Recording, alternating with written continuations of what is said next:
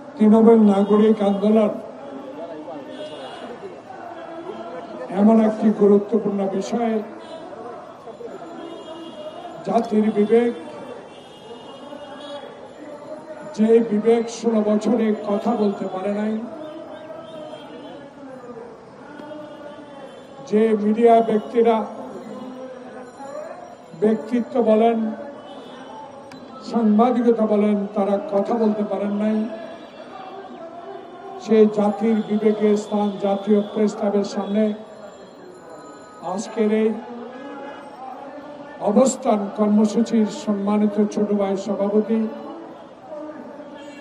উপস্থিত আমার সহযোদ্ধা, যিনি শুধু হাসিনা বিরোধী নয়, এরশাদ বিরোধী আন্দোলন থেকে, রাজপথে থেকে কথা বলেছেন, জনগণের পক্ষে, গণতন্ত্রের পক্ষে, সাংবিধানিক প্রতিষ্ঠানের পক্ষে লড়াই করেছেন।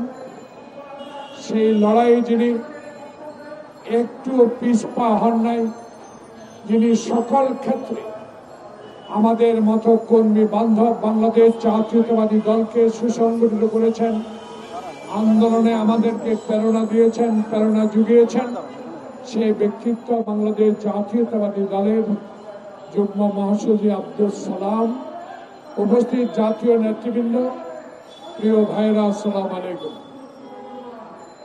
বিষয়টা কেমন যেন হলো, গ্রেপ্তারের পরপরই উত্তরা থেকে একজন প্রাক্তন প্রধান নির্বাচন কমিশনকে গ্রেপ্তার করা হলো। আমি আইন শৃঙ্খলা বাহিনীকে গতকালকের এই প্রশংসিত যে কাজটি করেছেন তৃণমূল নাগরিক পক্ষ থেকে, বাংলাদেশের 71 সালের একজন যোদ্ধা হিসাবে আপনাদেরকে স্বাগত জানাই। বিষয়টি গভীর রাতে আরো দেখতে পেয়েছি, আরেকজন আউয়াল সাহেবকেও গ্রেপ্তার করা হয়েছে। আমি তাতেও আইনের হাতে, আইন প্রয়োগকারী সংস্থার হাতে যারা গ্রেপ্তার হয়েছেন, আমার বিশ্বাস একজন রাজনৈতিক কর্মী হিসাবে আইনের আওতায় তাদের বিচার হবে। সেই বিচার আল্লাহ পাক এবং বিচারকরাই জানেন। তাই আজকে আরেকজনও বাকি আছে। প্রিয় বন্ধুগণ, শুধু বাকি থেকে গ্রেপ্তার নয়, যারা আমার দেশের ভোটাধিকারকে,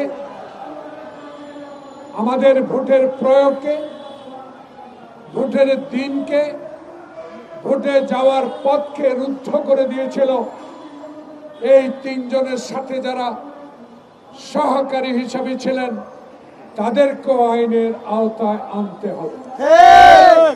তাই এই তৃণমূল নাগরিক আন্দোলনে আজকের এই শুধু তাকিয়ে দেখেন, এটি বড় বৃহত্তম রাজনৈতিক দল নয়, কিন্তু বাংলাদেশ জাতীয়তাবাদী কৃষক দলের একজন সংগ্রামী নেতা হিসেবে আজকে আপনাদের সামনে যতটুকু পেরেছে আমাদের মনোভাব, গতকালকের গ্রেপ্তার, আগামীতে মামলার আসামিদেরকে গ্রেপ্তারের জন্য যে অনুভূতি, যে সমর্থন আজকে জাতির এই প্রেস ক্লাবের সামনে দিয়েছে, সেজন্য লিটনকে ধন্যবাদ জানাতে হয়।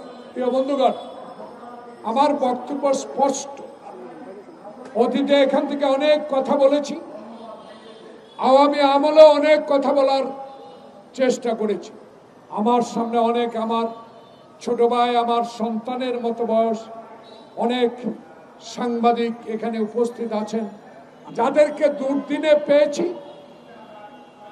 যাদেরকে এইসব হাসিনা বিরোধী কথাগুলো বলার জন্য বুকে সাহস জুগিয়ে এই জাতীয় প্রেস ক্লাবের সামনে বলেন, যেখানেই বলেন, পুলিশের রক্ত চক্ষু উপেক্ষা করে সংবাদ সংগ্রহ করেছেন, তাদেরকেও ধন্যবাদ জানাই।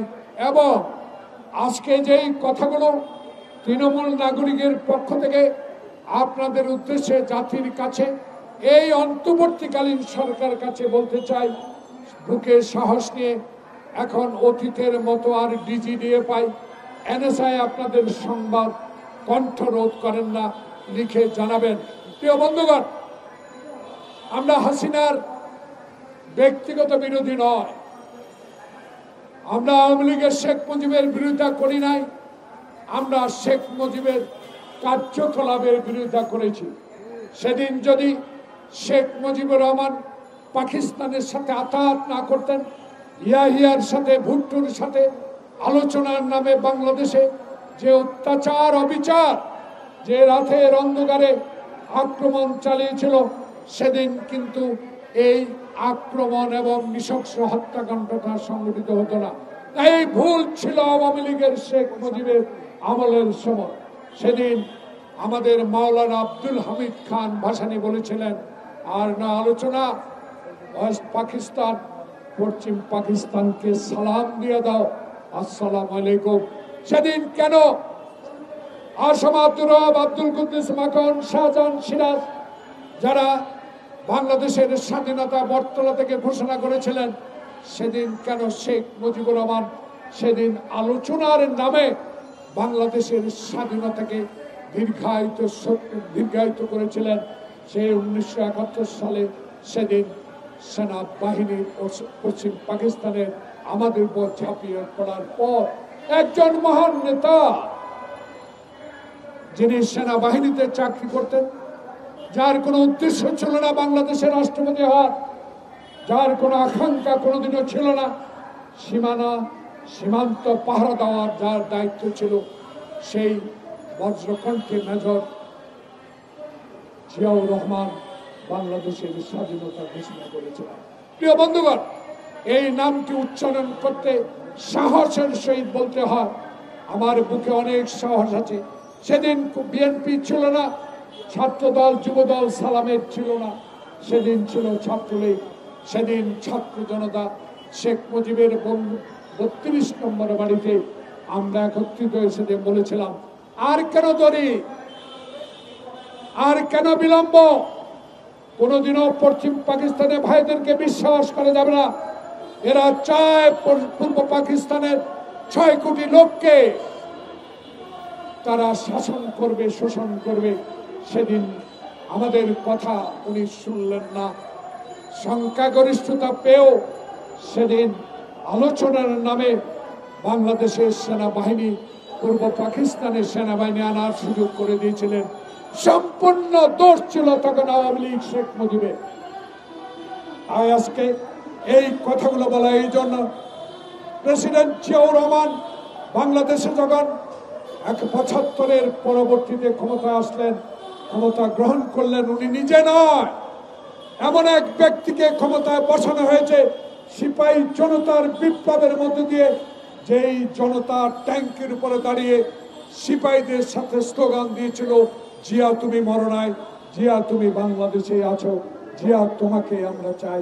সেই জিয়ার দল বাংলাদেশ জাতীয়তাবাদী দলকে 16 বছর এই বাংলাদেশে নিঃশেষ করে দেওয়ার যে চক্রান্ত হাসিনা করেছিল, তুমিও তোমার বাবার মতো ভুল পদক্ষেপ নেওয়ার কারণে আজকে বাংলাদেশ থেকে বিদায় নিয়ে তুমি একটি পরদেশে আজকে তুমি আশ্রয় নিয়েছো।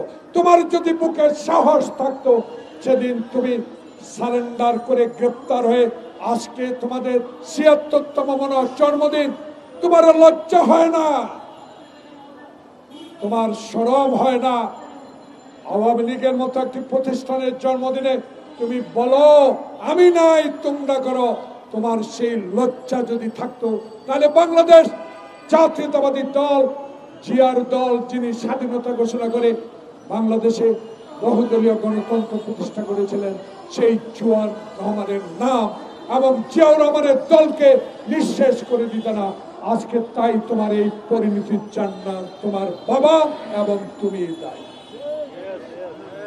প্রিয় বন্ধুগণ,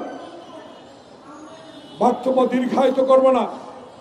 বুকে সাহস আছে, আমার দলকে আমি বিশ্বাস করি। বাংলাদেশের স্বাধীনতা আন্দোলনে আমার দলের নেতার যে ভূমিকা, সেই ভূমিকাকেও কটাক্ষ করে কথা বলেছিলেন শেখ হাসিনা। সেদিন পার্লামেন্টে যাওয়ার আমার সৌভাগ্য হয়েছিল। সেদিন আব্দুল হামিদ সাহেব স্পিকার ছিলেন।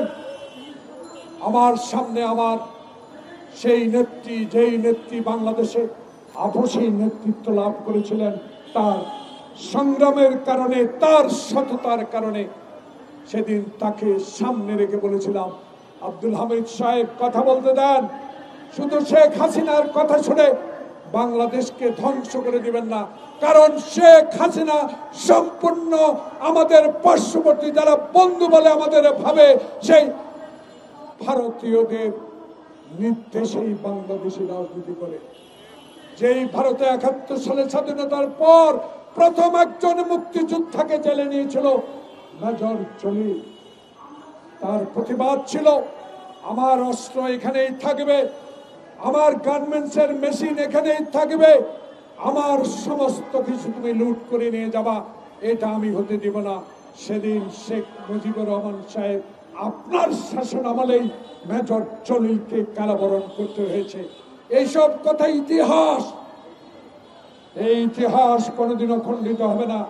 কারণ যে ইতিহাস এখনো বলে শেখ মুজিব আমার ডানে চোর বামে চোর, শুতে গেলেই চোর, ব্যাংক ডাকাতের ইতিহাস এদেশের মানুষ ভুলবে না। এদেশের মানুষ আপনার বাবার 1 মিনিটে গণতন্ত্র হত্যার কথাও ভুলবে না।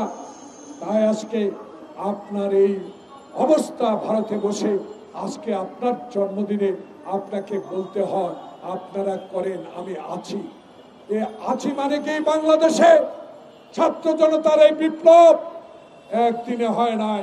16 বছর 10,000 মাইল দূরে থেকে আমাদের প্রিয় নেতা তারেক রহমান যে নির্দেশ দিয়ে সংগঠনকে শক্তিশালী করে রাজপথে আন্দোলন করে রক্ত ছড়েছে, আয়না ঘরে ছিল, ডিবি অফিসে নির্যাতিত হয়েছে, হাঁটু পানিতে দাঁড়িয়ে রাত কাটিয়েছে, এক জেলা থেকে অন্য জেলা গিয়ে রিক্সা চালিয়ে জীবন ধারণ করেছে, মার মৃত্যুতে জানাজা পড়তে আসতে পারে নাই।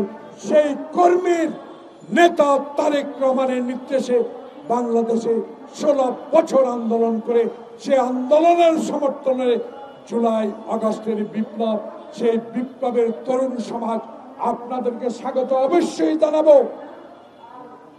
অবশ্যই আপনাদের রাজনীতি ক্ষেত্রে এসে মানুষের সেবা করার অধিকার আপনার আছে, কিন্তু এই অধিকার আপনাকে আমরা দিতে চাই না।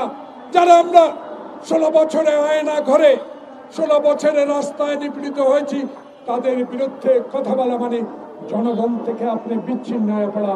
তাই আপনারা রাজনীতি করুন, আমাদের কোনো আপত্তি নাই, কিন্তু আরেকটি প্রমাণ হবে। ডক্টর প্রফেসর মোহাম্মদ ইউনূস সাহেব, আপনার সামনে অগ্নি পরীক্ষা। লন্ডনে বসে নেতার সাথে আলোচনা করে উত্তাপ কিছু প্রশমিত করেছেন। ফেব্রুয়ারিতে নির্বাচন হোক, সকলেই আমরা চাই। সেই নির্বাচনের ফাঁকে যদি আবার কোনো ষড়যন্ত্র নিহিত থাকে, আবার কোনো প্রেতাত্মারা যদি আপনার কানের কাছে গুনগুন করে ষড়যন্ত্র করে এই নির্বাচনকে বানচাল করার হীন প্রচেষ্টা করে, আমরা রুখে দিব, রুখে দাঁড়াবো। আপনাকে বলতে চাই, 1991 সালে শাহাবুদ্দিন যেভাবে রশি টানিয়ে আনসার দিয়ে একজন পুলিশ দিয়ে নির্বাচন করেছেন, আমরা আশাবাদী। আমরা আপনার কাছে আশা, আপনার কাছে চাই। বাংলাদেশের তারেক রহমান বলেছে, আমি আমার প্রজন্মে যারা 14 সাল থেকে ভোটার হয়েছেন, তারা একদিনও ভোট কেন্দ্রে যেতে পারেন নাই, আমি সেই ভোটারদের ভোট দেওয়ার অধিকার ফেরত চাই। আমি মৃত ব্যক্তির ভোট চাই না, আমি দিনের ভোট দিনে হোক, আমি রাতে চাই না। আমি 14 সালে 154 জন বিনা প্রতিদ্বন্দ্বিতা নির্বাচিত হোক, এই নির্বাচন আমি চাই না। আমি জোর করে হুন্ডা গুন্ডা দিয়ে আমি বাংলাদেশের সরকার গঠন করতে চাই না। আমি সরকার গঠন করতে চাই 91 শাহাবুদ্দিনের মতো একটা সুষ্ঠু ভোটের মাধ্যমে। আমার ভোট আমি দিব, যাকে ইচ্ছা তাকে দিব। এর মাধ্যমে যদি আমি সংখ্যাগরিষ্ঠতা পাই আমি সরকার গঠন করব, ক্ষমতা নয়। সেই সরকার গঠিত হবে 16 বছর যারা আমার সাথে রাজপথে হাসিনার বিরুদ্ধে লড়াই করেছেন তাদেরকে নিয়ে। তাই আজকে আপনাদের কাছে তৃণমূল নাগরিক শুধু আন্দোলন করে খবরদারি করবেন চলবে না, চাঁদাবাজি করবেন চলবে না, মানুষের জমি দখল করবেন চলবে না। সরকার গঠন করলে আমি রক্ত দিয়েছি, পুলিশের সাথে লড়াই করেছি, তাই বলে হাসিনার মতো, হাসিনার আওয়ামী লীগের মতো ব্যবহার করবেন সরকার গঠন করলে, তা কখনো হতে দেওয়া যাবে না, হতে পারবে না। তাই নেতা কর্মী, আমার নেতা তারেক রহমানের নির্দেশ মতে আসুন, আগামী ফেব্রুয়ারি একটি সুষ্ঠু নির্বাচনের মাধ্যমে জনগণকে বাছাই করতে দেন কারা সরকার গঠন করবে, কারা নিরপেক্ষ ভোটে এই দেশে ক্ষমতা বা সরকার গঠন করবে, তাদের উপরে ছেড়ে দেন। জোর করে কেউ আর ক্ষমতা দখল করতে পারবেন না, তার প্রমাণ গতকালকের দুজন প্রধান নির্বাচন কমিশনের গ্রেফতার। তাই নির্বাচন কমিশন সাংবিধানিক প্রতিষ্ঠান, অতীতে হাসিনা কাজ করতে দেয় না, তার ফল কি? জেলখানা। তার ফল কি? মামলা। তাই আপনাকে উদ্দেশ্য করে বলতে চাই, এখন হাসিনা নাই, এরশাদ নাই, এখন হারুন বিপ্লব নাই, এখন বাংলাদেশে আছে ডক্টর প্রফেসর মোহাম্মদ ইউনূসের মতো একজন সজ্জন ব্যক্তি, যে ব্যক্তিদের অধীনে একটি নিরপেক্ষ নির্বাচন অনুষ্ঠিত হয়ে দেশে বিপ্লবের সাথে যে দল সহযোগিতা করে বিপ্লবকে সফল করেছে, সেই দলে এবং সেই সংগ্রামী দলগুলো নিয়ে আগামীতে একটি সুষ্ঠু নির্বাচন হবে। এনসিপির উদ্দেশ্যে আমি একটি কথা বলে আমার বক্তব্য শেষ করি। আপনারা কি চেয়েছেন আপনাদের মার্কা আমার জানার বিষয়, কিন্তু পত্রিকায় দেখেছি দয়া করে সরকার, নির্বাচন কমিশন এমন কিছু করবেন না যেটা বিতর্কিত হয়ে পড়ে, তাহলে বিতর্কই নির্বাচনের সমস্যা তৈরি করতে পারে। সবাইকে ধন্যবাদ। আসসালামু আলাইকুম।